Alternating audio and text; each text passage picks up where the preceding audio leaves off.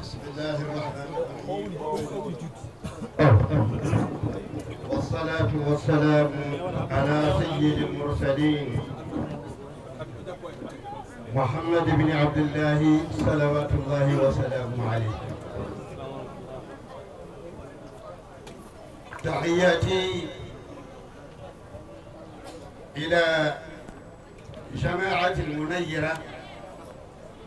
في هذه المدينة الميمونة في هذه الليلة المباركة،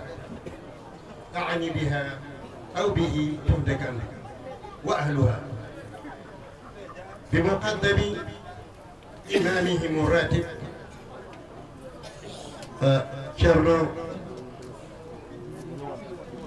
شيرنو جبيوان وجماعته، وتحياتي إلى الأسرة وإلى الطلبة وإلى جميع الحاضرين والحاضرات. السلام عليكم ورحمة الله تعالى وبركاته. بندرابي تشكل إن جتي الله إن لا دمودم إن جتي الله بدن بإني حوردين أودو جمع تاي غوتي من فوق إن يدي غوتو أودو جمع فلا الحمد إن بلتنيما الله إن بلتنيما نلعب الله إن بلتنيما شيخ التجارة الله تعالى en beltanima bandiraɓe wuro ngo en ɗam e koddigal e musidal fof na ɗon e kadi ceerno Moussa o falilahi alhamd ko qarin fi dirasa wa fi ta'lim e wawfir ala kulli ashiya ɗum noon en jettina Allah oɗo jamma noon ko jamma nurɗuɗo sanne e en goɗɗinta koye haala he saabu ene yaaji mone fof ma wonko jubbe hen inchallahu taala. to bangi mawlidu nabi sallallahu alaihi wasallam gondo sababu dindindeno jawteten hen ko waliyu meden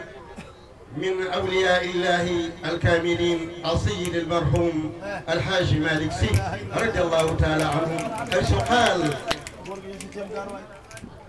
o wi kanko to bangi makko tawnoɓe kaali jibinede nelaɗo Allah sallallahu alaihi wasallam ɓe kaala ñalawma ɓe kaala jamma ɓe kaala gueɗe fof kanko wi wa innahu ida arada Allah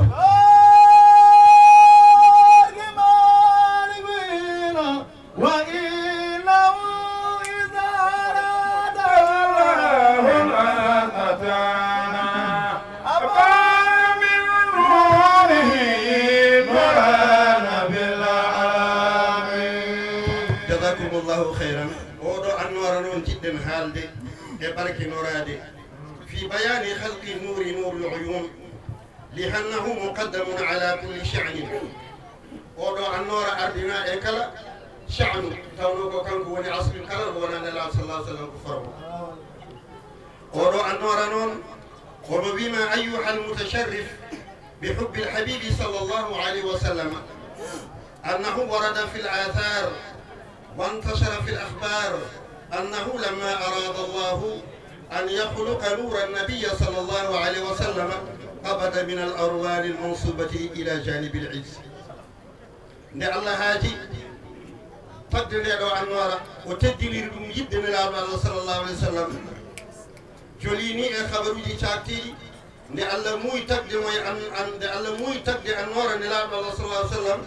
o tami e annora nde asƴitino e bange teddungal o tami toon tamande o teddini ɗum e erago o wi ayyuhan nur kun ni Allah wi annore nelaɗo Allah sallallahu alaihi wasallam ko kun won fayakun wona Allah ene jogi ko ɓuuri yawde e kun fayakun kono heƴata e haqqille wawi hejje ɗum tan ko kun fayakun ɗo yawde haaɗi so ɓurti ɗo nattat ɗum famde saabu Allah sifata ko so wonino enen ciffo Allah wonata koyngal gotal wona noffu woturu wona hinere wotere wona yitere wotere wona koyngal gotal wona jungo goto nden annanma ko holno darorto ndeke Allah sifata nde ɗo annora noon o noddimo o wi yo won holko o wi yo won o wi kuno abdi won maccuɗa